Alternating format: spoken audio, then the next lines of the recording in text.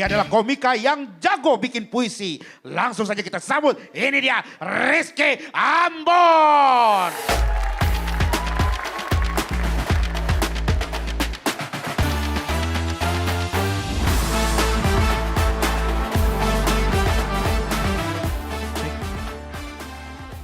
Halo, selamat malam semuanya. Rizky Ambon. Di waktu yang 3 menit ini, dan gue udah nonton Ghost in the Shell, gue bakal ceritain aja ceritanya biar kalian gak usah nonton ya. Ya, gue ceritain aja ya.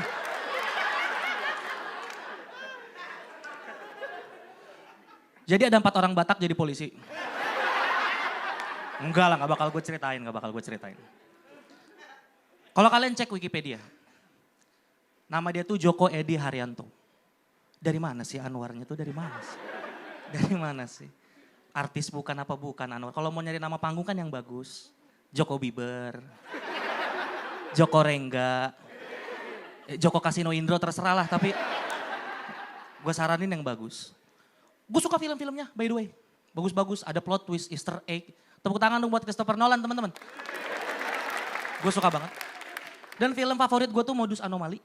Gue suka banget tahun 2012 yang main Rio Dewanto. Ngingetin gue pertama kali nonton Shutter Island. Yang main itu Leonardo DiCaprio. Gue yakin kalian gak ada yang nonton dua-duanya, gak apa-apa. Gak ada yang tahu kok, lu niru karya orang. Gak apa-apa, gak ada yang tahu. Cuma gue doang yang tahu, gak apa-apa. Lu gak sekreatif itu, gue doang kok yang tahu, gak apa-apa. Cuma gue doang yang tahu. Dan katanya tuh Ghost in the Shell bakal bikin merinding. Kalau lucu mah lucu banget, gue gak bohong. Lebih lucu Ghost in the Shell daripada Agaland 2. Jujur aja gue. Tapi bikin merinding, enggak.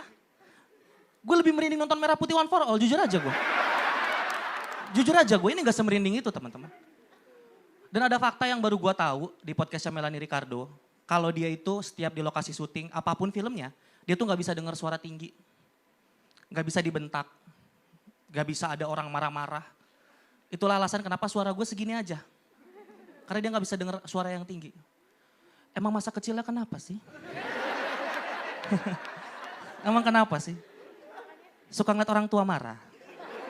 Kenapa sih? Emang Joko-Joko kecil ini ada trauma apa sih? Ada trauma apa sih, Bang? Ada trauma apa sih? Cerita.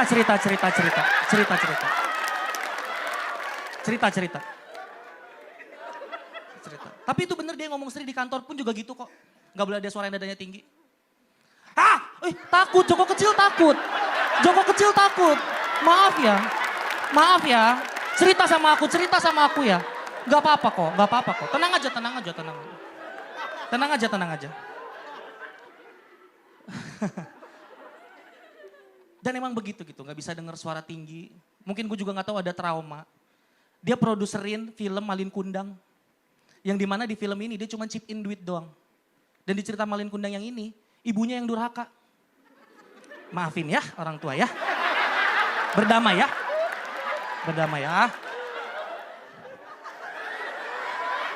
Jujur gue juga sering dipukul sama orang tua gue.